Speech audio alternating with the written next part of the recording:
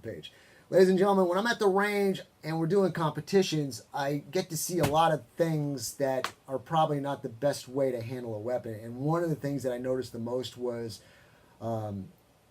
flip-flopping of a handgun before you go to shoot it, like loading it and then actually getting to shoot it. If you're a left-handed shooter, the gun should always be in your left hand. If you're a right-handed shooter, the gun should always be in your right hand. Now, I don't know if I'll get this on a video or not, so I'm going to try and explain it real quick in a minute or two here. I've got a 1911 in my hand. What's the first thing we do? I'm going to listen. That's right. Clear it. Magazine out, magazine's empty. Slide to the rear, chamber's empty, magazine well is clear, gun is clear. Okay? I'm a left-handed shooter.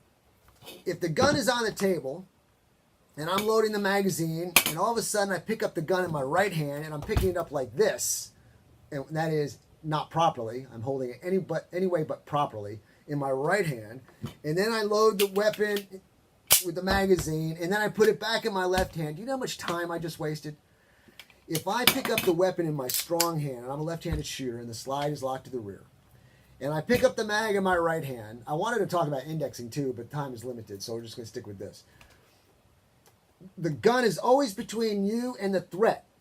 And because I have a left dominant eye, which is another class we can teach, I have the gun in my left hand. Left dominant hand, left dominant eye. The gun is in between me and the threat. The tip of the barrel is in my line of sight from me to the threat. It's in my left hand. I pick up the magazine with my right hand. It goes in the magazine well, and then I drop the slide forward, and instantaneously the gun is in line, ready to fire. If I start hip-hopping this gun around, bouncing it back and forth from hand to hand, I'm losing valuable time.